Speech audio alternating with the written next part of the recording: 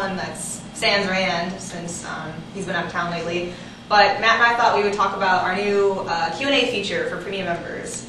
So we thought we'd kind of give you an overview of the Q&A and then give you some brief examples of some of the questions we've been receiving and the success of the feature so far. Yeah, just so you know, Q&A is premium members only.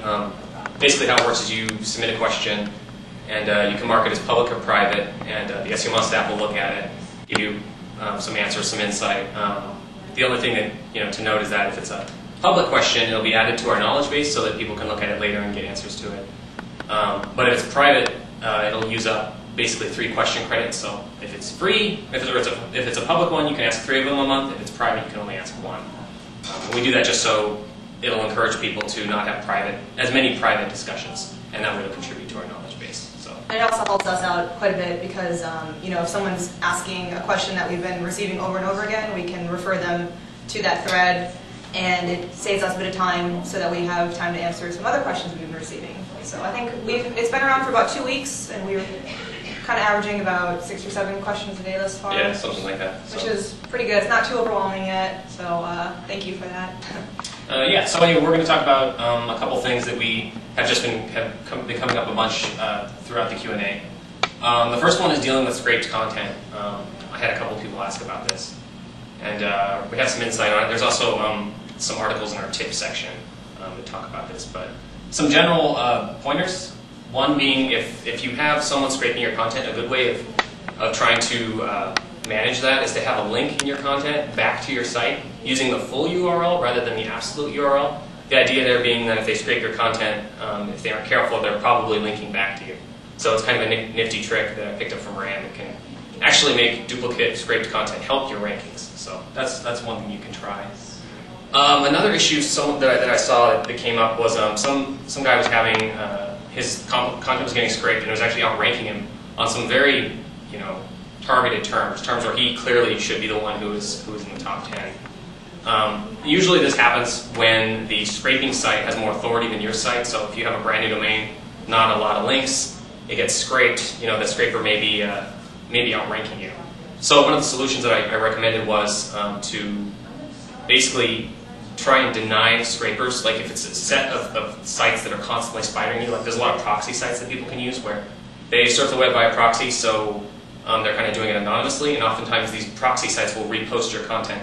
One way to do that is to basically make a list of the sites that appear to be scraping you and just deny them via Apache. You can do it by hostname, you can do it by IP, however you want to do it, or just do it with your do it with the code on your website. Just find a way to keep those scraping sites from hitting you. That's one possible solution. Everything to add?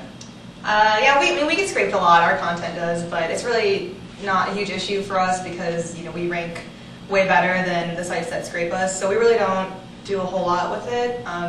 So we get a lot of questions from people who are like, "Oh my God, someone's scraping. What do I do?" And I mean, if they're not ranking for your content or your terms, it's really not that big of a deal. But I mean, like Matt said, if they are ranking better than you are, then it does need to get addressed. So. Oh yeah, user agent. That was something that Jeff recommended.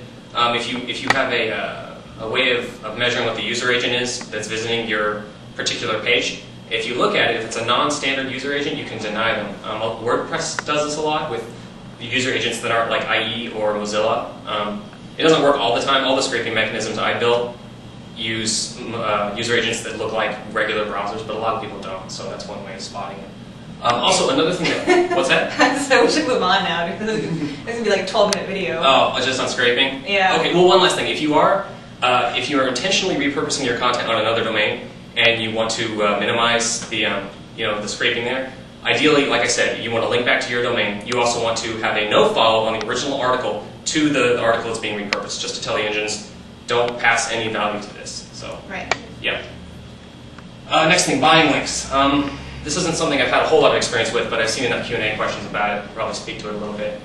Best advice I can give you regarding purchasing links overall, at least in terms of how to not get penalized by Google, is to mix link buying with a real organic link building strategy. Yep. So if you build like tens of thousands of links or however many you need organically, and then mix in some bot links that way, usually they get lost in the mix and you won't get in trouble for it. Yeah, you definitely want to make sure you mix and match.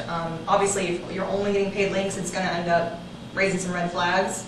And those aren't, I don't know, they're not necessarily really quality links, the ones that you buy.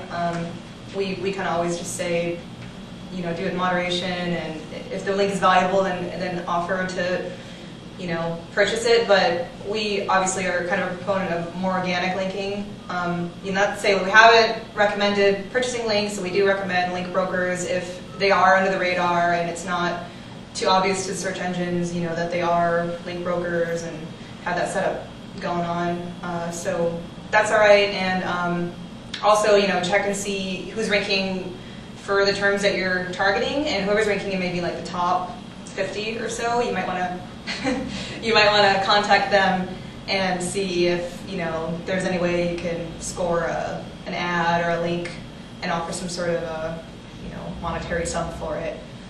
So yeah, we're getting the flag from Scott that we're going over and talking. Really? Oh, can I just say one last? Yeah. Okay.